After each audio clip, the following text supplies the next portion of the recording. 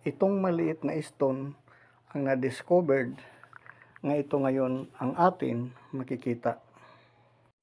Bago tayo magpapatuloy, shout out po sa lahat ng mga subscribers, viewers. Sana nasa mabuti kayong kalagayan. Ngayon, itong atin na-discover na maliit na stone or smallest stone ay kung makikita ninyo ay napakaliit nga kasing butil ng rice kalaki. Ngunit nakapagtataka gaano ba ito kahalaga natin ngayon nga ito ang na tracking or na detect sa itong gold na locator. Ngunit nakapagtataka, kaliit lang niya, pero siya ay nakaka-tracking ng mga gadget na manual gold detector.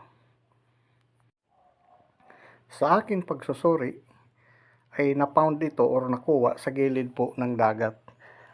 At ito ay na-detect ng gadget na ang pangalan nito ay Skylab Pendulum Gold Detector. Nakapagtataka itong maliit na stone or smallest ay isa palang gold stone nga sa iba pang mga gadget ay nagpapangsyon din dito itong maliliit na stone.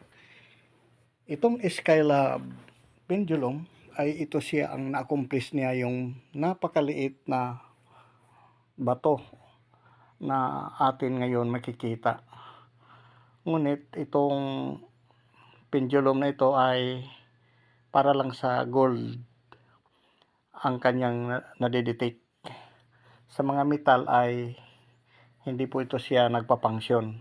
Kaya nakuha ito dahil po sa nadetect niya itong napakaliit na, tawagin na lang natin ito gold stone. Hindi po ito treasure ng World War II, kundi natural gold stone itong na mineral nga na-found natin kung saan accidentally doon po sa gilid ng dagat. So ang salaysay nito na stone or kasaysayan ay habang nagdidetect tayo doon ng mga, kung mayroon mga naligo sa beach na may nahulog na mga singsing or mga iba pang mga gold sa naliligo doon sa dagat, ay nagbaka sakali tayo magdetect, ngunit ito ang atin na discovered na malapit ito 1 meter. Nga napakalakas ito mag-function dito sa gadget itong stone. Nakapagtataka bakit ito dito nagpapalo yung gadget ko, itong Skylab, ng mabusisi ng maigi ay nakahalo po ito sa buhangin at napakahirap dahil hindi siya makita nga napakaliit. So ang tagal bago ito na-found at dinesegregate yung mga bato at saka mga buhangin at saka maliliit at saka ito nakuha. Kaya napakahirap makita, napakahirap hawakan dahil sa kasing butil lang ng rice kalaki. Naka-amazing itong bato na ginamitan ito ng ibang gadget, pero napakalakas pa rin niya mag-react sa mga gold detector or gold metal nga kanyang nadadala or nagpapangsyon sa malakas na pag-track niya sa gadget, mga ka-discover. So ito isa itong guideline na sa mga naghuhukay, lalo sa mga iba nga nagtitreasure ng mga manual, ay isa itong example na baka meron sa inyo na sa lalim na ay wala nang nagdidetect, ay ito pala yung mga bato nga mayroon para siyang mga gold na napakaliit na mahirap makita. Nga kung mahukay ito sa ilalim, mga ilan meter, kung ito man ay iba pang na mayroon mga ganito, ay mahirap na pagdating sa malalim na ay wala nang mag-function o nadala na pala sa taas. Ganito yung mga isang example din na itong na-recover natin o na-discover na stone nga dito nagta-tracking or nagpa-function ang mga gold detector. Maliban lamang sa mga scanner, aywan ko kung ma-detect ito or ma-scan ito o makita.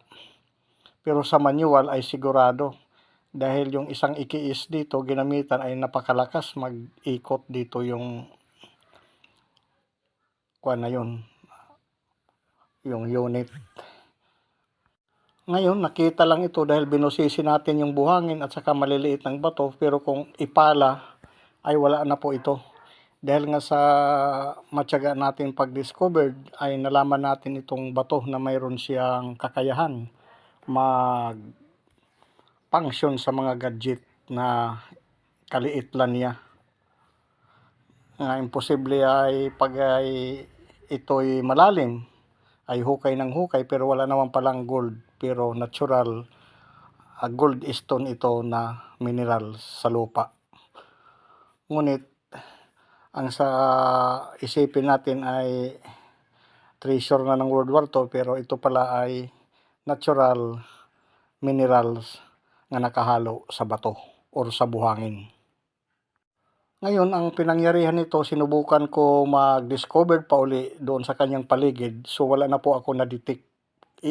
Isa lang ito nga na-discovered nga doon sa kanyang mga paikot na sa 20 meters to 50 meters ay wala na akong nadidetect na itong gadget nga Skylab. Ngunit nang inilagay ko uli ito sa pinangyarihan or kinuwaan ay doon pa rin nagpa-function itong gadget na Skylab, at mayroon pa kami isa na ikiis ay doon pa rin siya itinuturo, mga ka-discover. Kaya amazing itong atin ngayon na discover na bakit ito ay isa lang doon sa gilid ng dagat. Kung atin ngayon isipin, dapat marami ito, pero nag-iisa lang siya doon nga stone nga mahirap pa ito makita. Sabi pa nga kanina,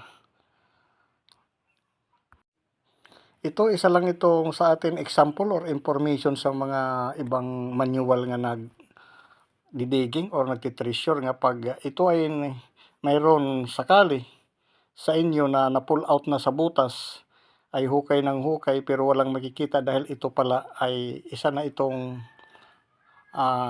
dahilan nga bato nga may gold nga natural. Ngunit sabihin ng mga may gadget nga palpak yung mga gadget nga nabili or sinungaling dahil nga sa wala silang nakita na mga gold nga treasure, kundi isa pa lang ito natural nga bato na kaliit lang pero napakalakas mag-tracking sa ating gadget. Ngayon sa impormasyon ay importante ito sa mga nagdidigging or nagtitreasure, mga ka-discover. At ito ay hindi maiwasan, baka mayroon pa ito sa ibang lugar na ganito ang sitwasyon. Ngunit dito ay isa natin na discover na atin ngayon isinalaysay dito sa ating pag-discover na mahalaga ito kahit maliit lang dahil natural gold stone nga atin nakita. Hanggang dito na lang si Green Discovery. Sa susunod naman muli na ating makikita at matatagpuan sa mahabang paglalakbay. At huwag makalimot po mag-subscribe sa YouTube channel Green Discovery. At God bless po sa lahat. At advance Merry Christmas po. At thank you so much sa ating panunood sa mga susunod pa na video na ating makikita. Maraming salamat po. Bye-bye.